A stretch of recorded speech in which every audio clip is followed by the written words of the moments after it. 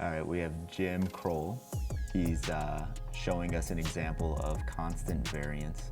So for this piece, he's going 15 handstand push-ups, 15 dumbbell thrusters, 15 box jump step downs, and 15 dumbbell burpee deadlifts, finishing it off with 60 double unders. So he's doing 5 sets of this piece, and he's varying the order per set. What do you think, James? I don't think Jim has done handstand push-ups and thrusters back to back for 6 years. It's not that it doesn't look like it in his technique, but I can see it in his. I just know it. I haven't seen him do those combos back to back like that. But that's the whole reason for constant variance. It can be a training tool or it can be a test. So let's back up on that. Constant variance means you have a number of different pieces for a period of time. You take a rest period and then you switch up all those pieces. Mm-hmm. And so what you're going to see on the video, or you're seeing on the video, is Jim doing all these pieces in order in the optimal, I guess, way for us to answer if this is good enough for Jim. He'd have to do that 4 more times in different order.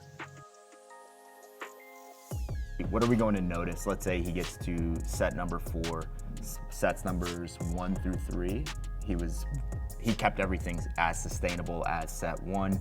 Scores were even across the board. He gets to set 4, and we see a drastic dip in that time. And then he comes back set 5 and matches sets 1 through 3. Yeah. What are we noticing in set 4? That's a time for investigation of what happened in set 4. That would be different than 1 to 3 and 5. So you would look at, what did he start with? What was your perception? What was your intention? How are you feeling going in? The way that you described it for 1 to 3 being similar, 4 off, 5 finishing, doesn't always mean though that 5 was the right pacing. A lot of people still have gas in the tank and they know it's the last set, so they'll do whatever it takes to make the last set as good as the first 3. So it could be very well that something happened in 4, which could be too much volume, meaning that after 3, like the 3rd set was on par, but he barely made it by the 3rd set. So now he starts the 4th and he's like, I can't continue this rate. And then the 5th picks back up because he's like, this is over my with, last let's get this one. done. Yeah. Or it could have been something mechanically that happened in the 4th set. Okay. That's what I love about constant variance, is that it has to be done with an unconscious method to figure pace out. So he does, let's say for the 4th set, he starts with double unders, and then he has to go into the box jump step down. And all of a sudden on the box jump step down, he's like, holy shit, my calves, my legs or whatever are tired. He never did that for the first 3 sets, right? So now he gets this like, that's where the metabolic adaptation has to occur, and he couldn't do it, so it drops pace. Hence the 4th set is slower. So it's 2 things in there. It's either that it was a total accumulation of volume that made his 4th set slower, or there's something mechanically inside we can go, oh, interesting. Why was that the case? Based on the ordering. So if like, let's say, say this first set was actually set 5 and he was going from those handstand push-ups into those dumbbell thrusters, and so much volume has been accumulated in those first 4 sets, we would probably notice, let's call it an increased fatigue factor and muscle endurance in the shoulders, possibly, coming from the handstand push-up to the dumbbell thruster. Yeah, for sure. I think in the best, if you're as the best fitness athlete, they're going to get to that, and their brain is not going to see the handstand push-up and the thruster being the same. But someone who is not capable of that is going to see the thruster and the handstand push-up as being the same. So when they go back to back in the 5th round, yes, there's accumulation of volume, but also their brain just says, I can't continue to do that muscle endurance. So then we're picking out the factor of muscle endurance being the issue. Now, if it happened in the first set, let's say, because that's very possible. He could go handstand push-up thruster and then finish all the work. You get a specific time, but now it's a changed order the next set and it's a faster set. Then we could come back to the first set and say, so what happened there? How did you feel? And he may just say, I can't do those things together.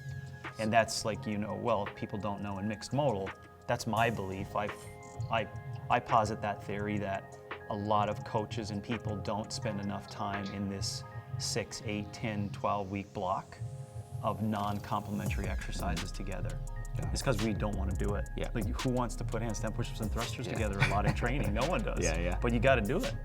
So outside of my last question, as Jim finishes up these double unders, man, those are that's not a light rope either. No. That's challenging. No, yeah. I like how you give Jim Yeah. No, he's an athlete. He's still got it in his bones. Yeah. I mean, I also remember watching him do it at the corner of my eye. That wasn't easy for him. Oh yeah.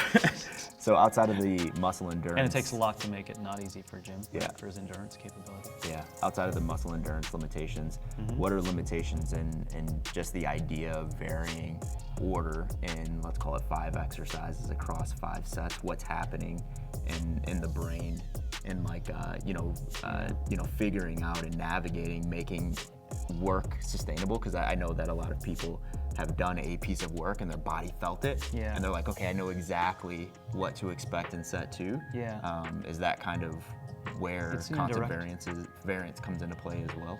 Yeah, as an assessment tool, most definitely. You get to see, let's just say what it is, you get to see a person's cognitive resilience, Yeah. right? That gets to determine that. And then you can use it as a training to help that person if they're not good with that, right? So basically, think about this, the human is given a task, right? And then you're basically saying, good luck with that. Like, I need to figure out how you're gonna deal with that. And then if inside, whether on their face or their movements or whatever, there's a fatigue limitation that's shown, that's the greatest part of the assessment. Yeah. So it's like let's call it intra-piece adaptation needs to occur. Yes, in multiple ways, Yeah. metabolically, mechanically, cognitively. That's the beautiful thing around it. And of course, it resembles the sport, Yeah. at a small set level. Cool. Yeah. Great work, Jim.